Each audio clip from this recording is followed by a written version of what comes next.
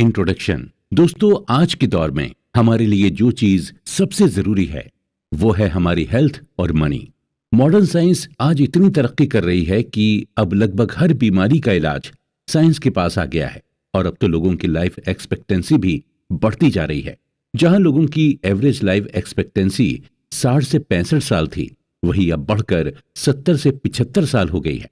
वहीं अगर हम पैसे यानी मनी की बात करें तो आज भी वही इन्वेस्टिंग, पर्सनल फाइनेंस और बिजनेस प्लानिंग की ही बात होती है और इन चीजों को समझकर शायद ही कोई अच्छा इन्वेस्टर बना हो।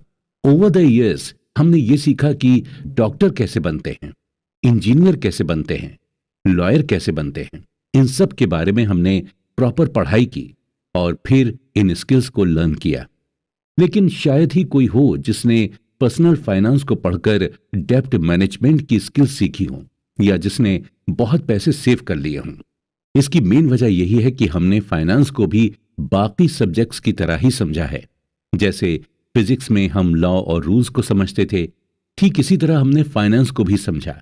हमने फाइनेंस के फॉर्मूलाज और रूल्स सब याद कर लिए और यहीं पर हम गलती कर जाते हैं, क्योंकि फाइनेंस को फिजिक्स की तरह नहीं समझा जाता है, बल्कि फाइनेंस या यूं कहें हमें मनी की साइकोलॉजी को समझना होता है। आज हम जिस बुक पर डिस्कशन करने जा रहे हैं उस बुक का नाम है psychology of money, timeless lesson on wealth, grid and happiness और इसके ऑथर हैं मॉर्गन हॉसेल। दोस्तों, पैसा आपको हर जगह दिखेगा और पैसा ही हमारी लाइफ को अफेक्ट करता है और हमें कंफ्यूज भी करता है। हर इंसान का पैसे को लेकर अलग अलग परसेप्शन है और हर इंसान अपने अपने परसेप्शन के अकॉर्डिंग ही बिहेव करता है। ऑथर कहते हैं कि फाइनेंस को लेकर अक्सर हम यही सोचते हैं कि इसे भी बाकी सब्जेक्ट्स की तरह ही फॉर्मूलाज और रूल्स के हिसाब से समझा जा सकता है और अक्सर हम फाइनेंस को समझने के लिए कई सारे फार्मूलाज और रूल्स का यूज भी करते हैं। लेकिन फिर भी कई बार ऐसा भी होता है कि सारे फार्मूलाज और रूल्स अप्लाई करने के बाद भी हम फाइनेंशियली स्ट्रांग नहीं हो पाते। इसकी वजह सिर्फ यही है कि हम फाइनेंशियली स्ट्रांग इसलिए नहीं हो पाते क्योंकि हम फार्मूले तो सारे याद कर लेते हैं, लेकिन हम अपने अंदर वो एटीट्यूड और बिहेवियर डेवलप नहीं कर पाते हैं जो पैसे सेव करने के लिए हमारे काम आए। यानी आप पैसे को तभी सेव कर पाएंगे जब आप अपने अंदर के बिहेवियर को बदलेंगे।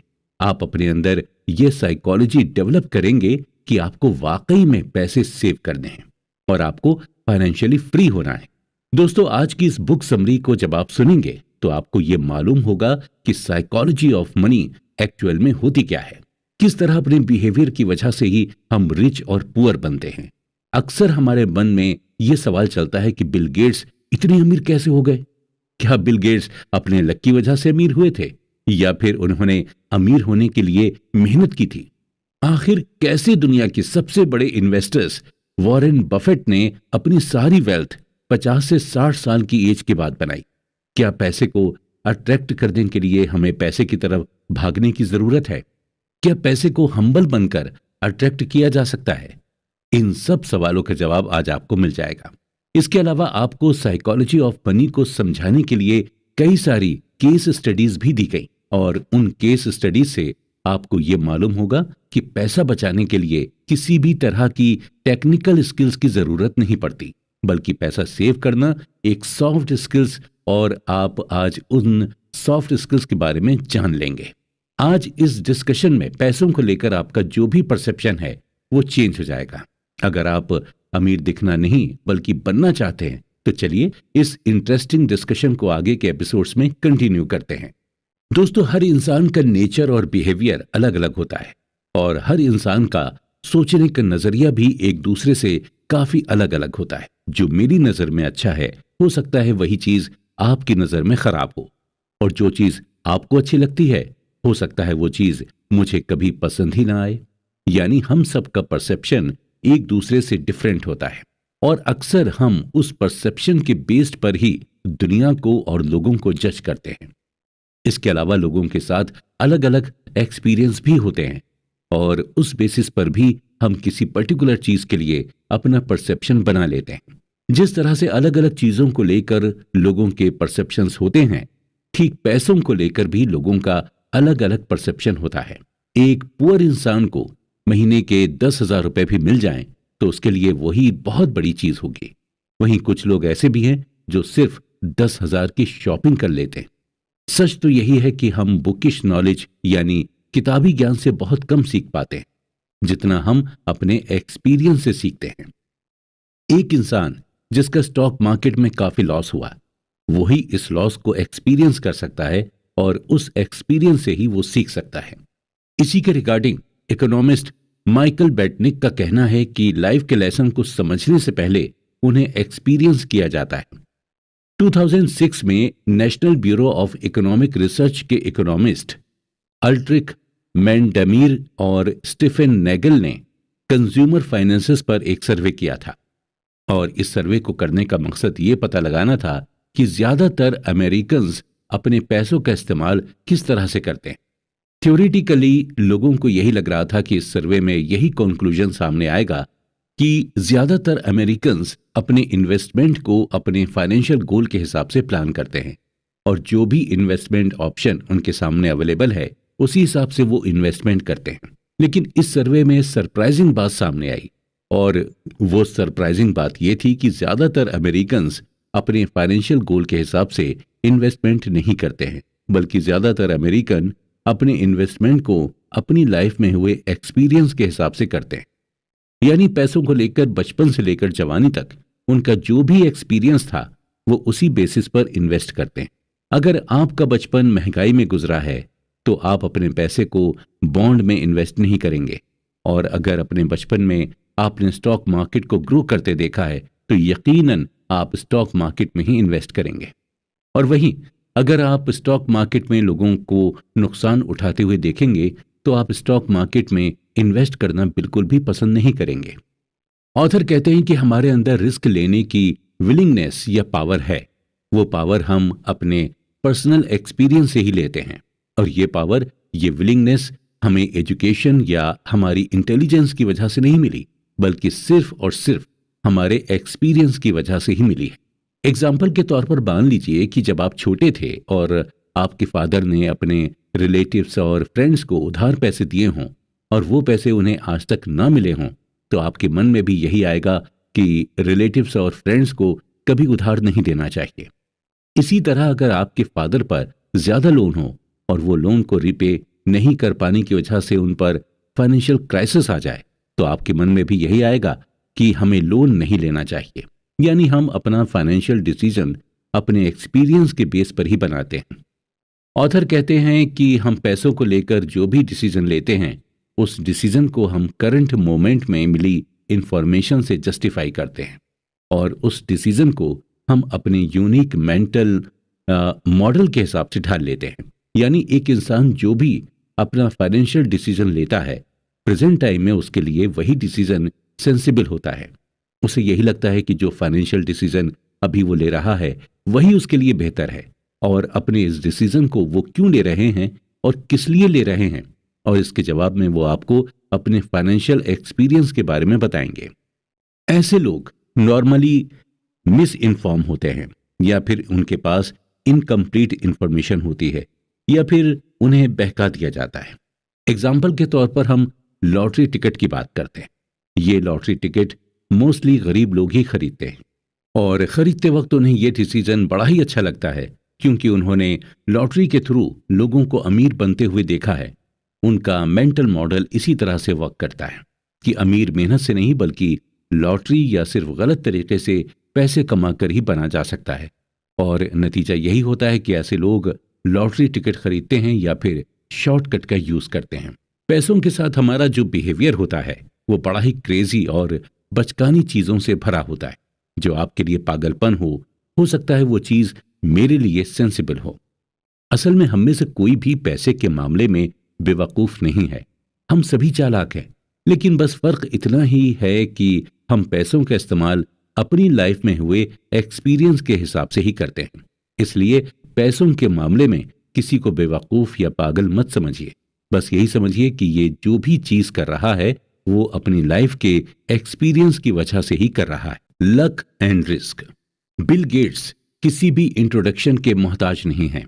दुनिया के सबसे अमीर में से एक बिल गेट्स को लगभग सभी जानते हैं। अक्सर हमारे दिमाग में यह सवाल उठता है कि आखिर बिल गेट्स इतने अमीर हुए कैसे। इसे हम बिल गेट्स की कहानी से ही समझते हैं। बिल गेट्स 28 अक्टूबर 1955 में सीटल, वॉशिंगटन में बोर्न हुए थे और बचपन से ही इनका इंटरेस्ट टेक्नोलॉजी की तरफ था। और जब ये 13 साल के हुए तो इनका एडमिशन लेक साइड स्कूल में करा दिया गया था। लेक साइड स्कूल पूरे सीटल में इकलौता स्कूल था जहां पर कंप्यूटर था। यहां तक कि सीटल की बड़ी बड़ी यूनिवर्सिटीज और कॉलेजेस में भी कंप्यूटर नहीं था। लेक साइड स्कूल में ही बिल गेट्स की दोस्ती पॉल एलन के साथ हो गई थी, जो बाद में बिल गेट्स के साथ माइक्रोसॉफ्ट के को फाउंडर बने। शुरुआती दौर में कंप्यूटर बच्चों के कोर्स का हिस्सा नहीं हुआ करता था, बल्कि इसे एज अ को करिकुलम एक्टिविटी के तौर पर लिया जाता था। बिल गेट्स और पॉल एलन दोनों को ही कंप्यूटर में जबरदस्त इंटरेस्ट था और ये दोनों ही अपना खाली टाइम कंप्यूटर के सामने बैठकर बिताते थे और धीरे धीरे करके दोनों ही कंप्यूटर में एक्सपर्ट होते चले गए। दोनों ही कंप्यूटर पर कुछ वर्क कर रहे थे कि अचानक से पॉल एलन ने फॉर्च्यून मैगजीन उठाई और बिल गेट्स को दिखाई और कहा कि 500 फॉर्च्यून कंपनी में आना कितनी बड़ी बात होती होगी। इसके जवाब में 13 साल के बिल गेट्स ने कहा कि एक दिन हमारी भी कंप्यूटर कंपनी होगी और हमारी भी कंपनी 500 फॉर्च्यून में लिस्ट होगी। और आज हम सभी माइक्रोसॉफ्ट के सक्सेस के बारे में जानते हैं। अब हमारे लिए सोचने वाली बात यह है कि जब बिल गेट्स ने यह बात कही तो उस वक्त 13 साल की उम्र के पूरी दुनिया में 303 मिलियन बच्चे थे। यूएसए में कुल 18 मिलियन बच्चे थे जिनकी एज 13 साल थी। न्यूयॉर्क में कुल 2,70,000 बच्चे थे जिनकी उम्र 13 साल थी और लेक साइड में सिर्फ 300 ही बच्चे थे जिनकी एज 13 साल की थी। यानी उस वक्त पूरी दुनिया के 303 मिलियन बच्चों में से सिर्फ एक बिल गेट्स ही थे जिन्हें कंप्यूटर की इतनी नॉलेज थी और जो 13 साल की एज में कंप्यूटर खरीदने के लिए कैपेबल थे और जिनके मन में कंप्यूटर कंपनी बनाने का ख्याल आया। बिल गेट्स का यह मानना था कि अगर उनकी लाइफ में लेक साइड नहीं होता तो शायद माइक्रोसॉफ्ट भी नहीं होता। यानी हम ये क्लियरली कह सकते हैं कि आज अगर बिल गेट्स इस मुकाम पर हैं तो कहीं ना कहीं अपने स्ट्रॉन्ग लक की बदौलत ही हैं। हालांकि इस बात से भी हम डिनाई नहीं कर सकते कि वो हार्ड वर्किंग नहीं है, वो बिल्कुल हार्ड वर्किंग है, लेकिन उन्हें इस मुकाम पर लाने वाला सिर्फ उनका लक था। अब हम बात करते हैं बिल गेट्स के एक और फ्रेंड केंट इवांस की। बिल गेट्स और इवांस की फ्रेंडशिप तब हुई जब बिल गेट्स 8th ग्रेड में थे। बिल गेट्स, पॉल एलन और केंट इवांस तीनों ही बचपन से ये सपना देखते थे कि एक दिन तीनों मिलकर कंपनी बनाएंगे। यहां तक कि तीनों ये भी डिस्कस करते थे कि कौन सीईओ बनेगा और कौन मैनेजर। लेकिन दोस्तों, किस्मत का कुछ अलग ही प्लान था। माउंटेनियरिंग करने के दौरान केंट बात यह थी कि पूरे यूएसए में माउंटेनियरिंग करने के दौरान सिर्फ 36 लोग की ही डेथ होती थी और माउंटेनियरिंग में 1 मिलियन में से सिर्फ 1 लोग की ही डेथ होने के चांसेस रहते हैं। जहां बिल गेट्स के पास लक था वहीं केंट इवांस की किस्मत में रिस्क आया। केंट इवांस ने उस रिस्क को फेस किया जो लाखों लोगों में से किसी एक को मिलता है। बिल गेट्स और केंट इवांस दोनों ही की एनर्जी सेम थी, दोनों का मैग्नीट्यूड सेम था और दोनों के ख्वाब भी सेम थे, लेकिन दोनों के डायरेक्शन अलग हो गए थे। ये सच है कि लक और रिस्क आपस में सिबलिंग हैं, यानी दोनों ही भाई बहन जैसे हैं और दोनों ही एक जैसे ही होते हैं। अगर आपको यकीन करना हो तो आपको दोनों पर ही यकीन करना होगा। लक और रिस्क, ये दोनों फैक्टर्स हमारी लाइफ का एक इंपॉर्टेंट हिस्सा हैं। कभी हमारा लक हमारे साथ रहता है तो कभी हम रिस्क में रहते हैं, लेकिन हमारे लिए दोनों को ही मेजर करना और दोनों को ही एक्सेप्ट करना मुश्किल होता है। ऑथर कहते हैं कि अगर हम किसी वेल्दी को देखें तो हमें बिल्कुल भी ये अंदाजा नहीं लगाना चाहिए कि इसकी जो वेल्थ है वो इसने कड़ी मेहनत करके बनाई है। हो सकता है कि उसकी वेल्थ को पाने के लिए उसके लक ने उसका साथ दिया। या फिर अगर हम किसी वेल्दी इंसान को देखें तो हम ये परसेप्शन ना बनाएं कि इसे लक की वजह से वेल्थ मिली। हो सकता है उस इंसान ने उस वेल्थ को पाने के लिए जबरदस्त रिस्क लिया हो। सो बेसिकली यही है कि हमें बिल्कुल भी किसी की वेल्थ के बारे में परसेप्शन नहीं लगाना चाहिए। कोई अपनी किस्मत की वजह से ये बन जाता है तो कोई और जबरदस्त मेहनत करके अमीर बनता है। पैसे की ये खासियत है कि ये दोनों ही लोगों के पास आ सकता है। Never enough. दोस्तों, अगर आपको भूख लगी हो और आपके सामने खाने की टेबल लगी और आपसे ये कहा जाए कि आपकी जो मर्जी हो वो आप खा सकते हैं और चाहे जितना खा सकते हैं। नॉर्मली जब इस तरह की सिचुएशन होती है तो एक इंसान अपनी भूख से ज्यादा खाने लगता है और जिसका नतीजा ये होता है कि उस इंसान का पेट खराब हो जाता है या फिर वोमिटिंग करने लगता है। खाने की टेबल को देखकर उसे यह अंदाजा ही नहीं होता कि उसे कितना खाना है और कितना नहीं। ठीक इसी तरह का बिहेवियर